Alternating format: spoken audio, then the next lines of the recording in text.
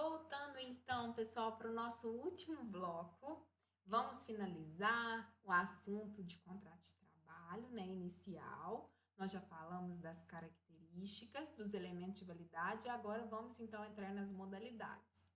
Vamos então relembrar o artigo 442, que fala que o contrato individual de trabalho é o acordo tácito ou expresso correspondente à relação de emprego.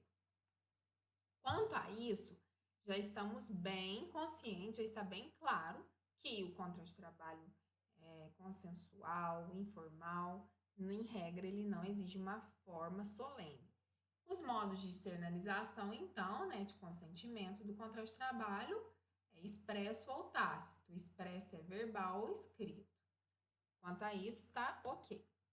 Então, ó, o contrato será acordado expressamente quando? Quando tem ali uma manifestação da vontade das partes para a formação do vínculo jurídico. Então, houve a manifestação da vontade, né? Houve ali uma troca de palavras, né? Algo verbal ou algo escrito. Em regra, o escrito é quando a lei exige. Verbal é o mais comum. A lei não exige que tenha uma forma ali solene, mas pode ser tanto verbal quanto escrito. Então, o empregado e empregador eles se manifestam no sentido de que existe relação de emprego. Então, o contrato expresso ele pode ser escrito ou verbal.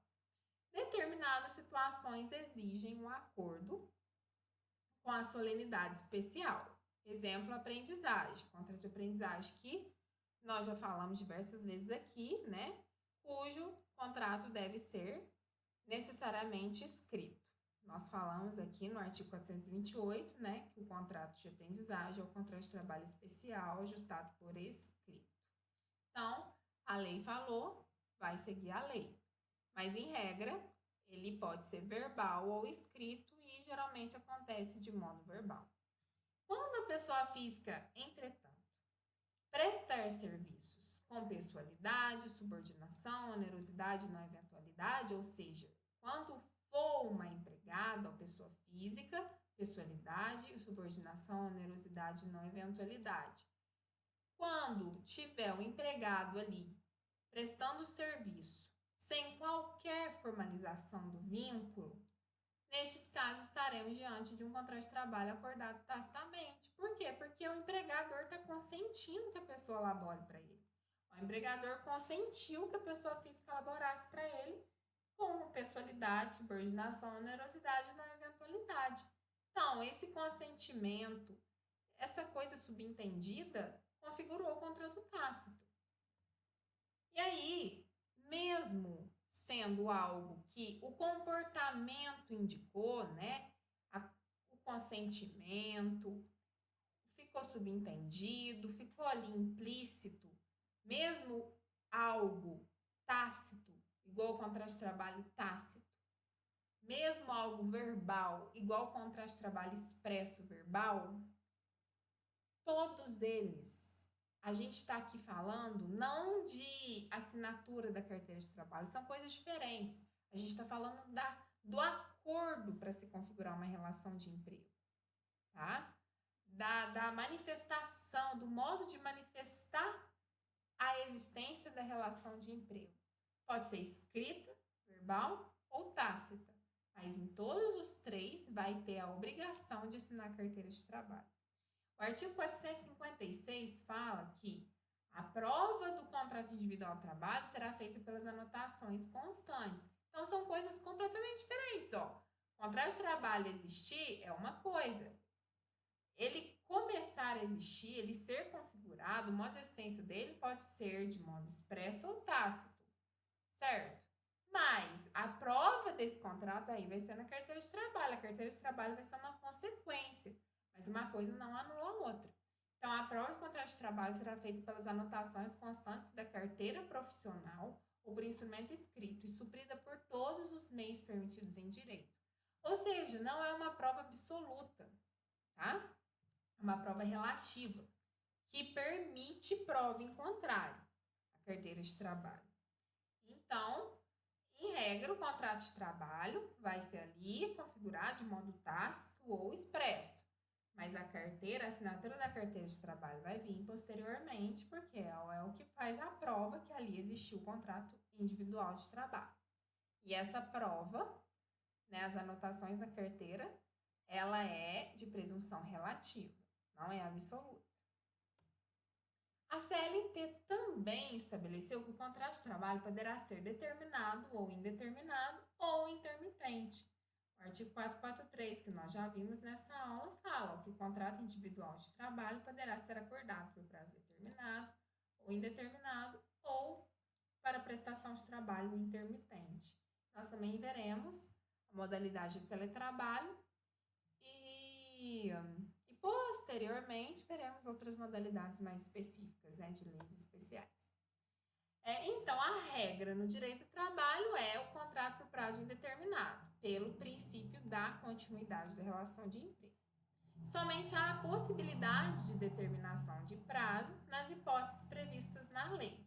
Se não tiver previsto em lei, fora das hipóteses que nós conheceremos na próxima aula, vai estar ali configurado um contrato por prazo indeterminado, que é a regra, tá? O determinado tem que ser ali estritamente nas situações previstas em lei, nos requisitos que a lei manda, porque se desobedecer algum requisito, vai estar configurada a regra, que é o indeterminado. O contrato por prazo indeterminado não possui data definida de término, vigendo até que evento futuro o extinga. Então, ele não tem data para acabar. É indeterminado. Geralmente, a pessoa, quando entra no emprego dos sonhos, quando já está ali realizada, ela entra ali no emprego para não sair mais, sair aposentado, né? Em regra, se presume isso. Então, por isso que a regra é prazo indeterminado. E isso é pelo princípio mesmo do direito do trabalho, que é da continuidade do emprego, né? O emprego é a fonte de renda, de subsistência do empregado. Então, subentende-se que ele ali não vai querer sair do seu emprego nunca, a não ser que o empregador mande ele embora. Por isso que o ônus de provar o término do contrato de trabalho, quando negados a prestação de serviço e despendimento, é do empregador. Quem tem que provar que o contrato de trabalho acabou é o empregador, porque o princípio da continuidade da relação de emprego constitui presunção favorável ao empregado. Presume-se que o empregado não vai largar seu emprego. Então, quem tem que provar que o contrato de trabalho acabou é o empregador. Isso é a súmula 212 do TST, despendimento ônus da prova. Por quê? Porque, em regra, o contrato é por prazo indeterminado. Agora, o contrato por prazo determinado, ele nasce com término pré-definido. Ou seja, vai ser de 1º de janeiro a 30 de novembro, de 1º de janeiro a 31 de dezembro, tem ali um término pré-definido. O conceito seletista de contrato por prazo determinado está lá no artigo 443, parágrafo 1º, né? Logo em seguida desse artigo 443 aqui, que nós passamos a aula inteira vendo. Na próxima aula, nós vamos destrinchar o artigo 443 seguintes, que falam o que é o contrato por prazo determinado. Considera-se como de prazo determinado o contrato de trabalho cuja vigência dependa de termo pré-fixado, ou seja, de um prazo definido, pré-definido, como o contrato de experiência, né?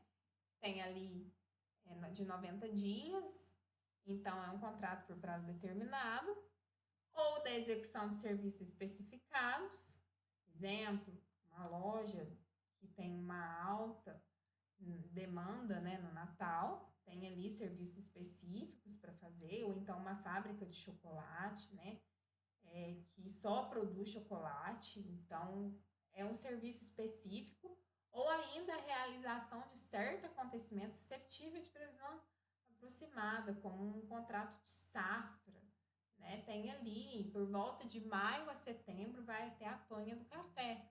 Então, vai ser ali firmado um contrato por prazo determinado, com previsão aproximada.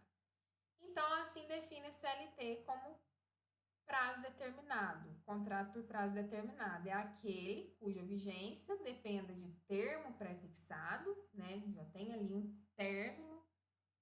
Por exemplo, 1º de janeiro a 31 de dezembro, o contrato de experiência, que é 90 dias. Dependa também da execução de serviços especificados, ou ainda dependa da realidade, ou seja, vai executar aquele serviço especificado, quando ele acabar, vai terminar o contrato por prazo determinado, por exemplo, período do Natal, período da Páscoa, ou ainda realização de certo acontecimento suscetível de previsão aproximada, ou seja, a safra. Então, isso é o contrato por prazo determinado, mas nós teremos uma aula específica para isso, que é a próxima. E agora, então, vamos fazer um exercício para fixar o conteúdo e nós finalizarmos essa aula 10. Aguardo vocês no próximo bloco para terminar, fazer exercícios e fixar o conteúdo e ver que aprendeu e ver como cai em prova. Até o próximo bloco. Tchau, tchau!